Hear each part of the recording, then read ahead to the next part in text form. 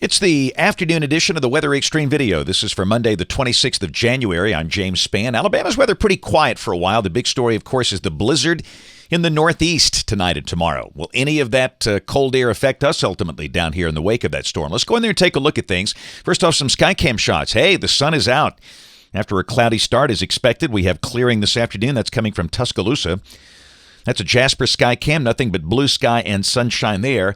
However, still some clouds linger on the eastern side of the state. This is the Cheaha State Park Skycam. And that's the visible satellite view. You can see how we've got the clouds kind of hanging over the eastern part of the state along and east of Highway 431, US 431. But for most of Alabama, they are in sunshine this afternoon. But how would you like to look at a scene like this or be there?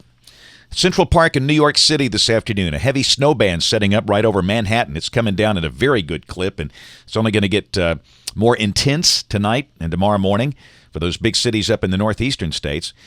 Trough is going negative tilts over the eastern U.S. Surface low developing offshore. Everything kind of lining up as expected. Down this way, temperatures are in the 40s. Birmingham 45, Tuscaloosa 49. Highs mostly in the 50s. Can be expected around here for the next 5 or 6 days after today. There's a look at the snow up north.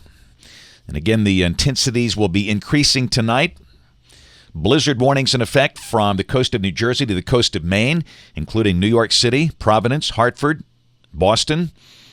It's just a big mess. All the airports shutting down. Travel will be basically shut down all across that region tonight and tomorrow. It's going to be a while before air traffic gets back to normal for sure. But nice and quiet here. This is the QPF chart showing nothing in terms of rain for us. This is valid through Saturday evening. Look at the numbers coming from WPC. This is the 75% percentile. This is a pretty good estimate of what's going to happen up there. And, you know, whether you get 18 or 22 or 25 inches, don't know if it really matters. The impact is the same. It seems like the bullseye's on Boston with maybe lighter amounts for New York City. Whatever. It's just nasty. All right, model fans, here's the GFS. This is the 12Z run, valid tomorrow at noon. High amplitude system stacked low off the coast. Down below that, the surface low is just southeast of Cape Cod, 980 millibars. Howling north winds, blizzard conditions, just ugly up in the northeast. And down this way, we figure tomorrow will be pretty much dry. There could be a few cloudy periods during the day. Not quite as cool as today. The high should be at or just over 50 in most spots. We'll say a mix of sun and clouds, maybe some drizzle tomorrow morning over northeast Alabama, but that's about it. Wednesday should be a day with sunshine in full supply, the high in the middle 50s. Thursday, a clipper passing north of the state, and that could drag some clouds down into North Alabama. Now, this is not as intense as the clipper that brought the showers and the thunder we had yesterday. Again, some clouds, maybe a shower Thursday afternoon, Thursday night, north of Birmingham, but not very likely. Other than that, partly sunny day with a high in the 50s. And this is Friday. Again, we're dry. The high low to mid 50s. A really cold air is limited to the northeast United States.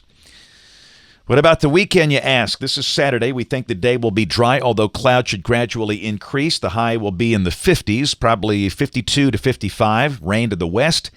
And this is Sunday. Full latitude trough is west of the state, and rain moves in here. This is midday Sunday, suggesting rain for the state. No winter weather issues. All of that is north of the Ohio River.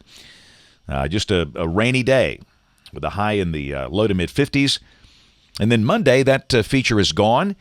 And we're drier and colder on Monday. Highs dropping in the 40s as we have some cold air advection going on. And this, again, nothing, bitterly cold, no cross-polar flow. We saw evidence we might be setting up for that kind of air mass, in about a week ago. But now that idea is off the table. Yes, it's going to be cold, but instead of highs in the 30s and lows in the teens, this looks like highs in the 40s and lows maybe in the 20s by the following morning.